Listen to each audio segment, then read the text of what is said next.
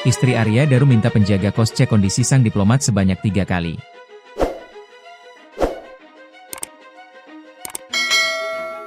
Istri diplomat muda, Arya Daru Pangayunan ternyata meminta penjaga kos mengecek kondisi suaminya sebanyak 3 kali. Fakta baru diungkap polisi terkait kasus tewasnya diplomat Arya Daru Pangayunan di kamar kosnya di Jalan Gondangdia Kecil, Menteng, Jakarta Pusat, pada Selasa, 8 Juli 2025. Kabid Humas Polda Metro Jaya, Kombes Ade Arysyam Indradi, menyebut istri Arya menghubungi penjaga kos sebanyak untuk mengecek kondisi suaminya. Ade mengatakan, istri korban pertama kali menghubungi penjaga kos pada Senin, 7 Juli 2025, pukul 22.40 waktu Indonesia Barat. Namun, ternyata, nomor penjaga kos tidak aktif. Selanjutnya, pesan kedua dikirimkan istri Arya ke penjaga kos pada pukul 00.48 waktu Indonesia Barat. Berbeda dengan sebelumnya, Ade Ari mengatakan istri Arya mengirim pesan ke nomor kontak baru milik penjaga kos.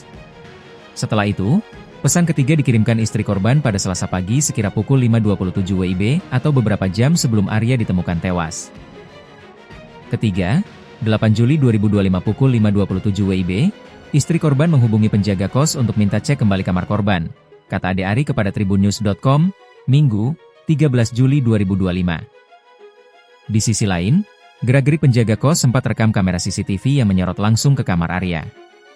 Adapun penjaga kos sempat terlihat pada Selasa pagi pukul 7.31 WIB waktu CCTV bersama seorang pria berkacamata.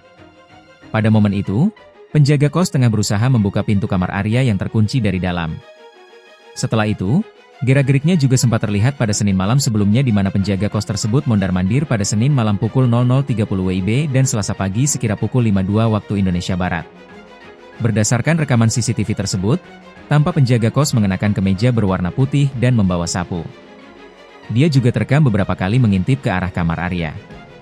Namun, menurut keterangan dari Ade Ari sebelumnya, tindakan penjaga kos itu untuk memastikan kondisi Arya setelah sempat dihubungi istri korban.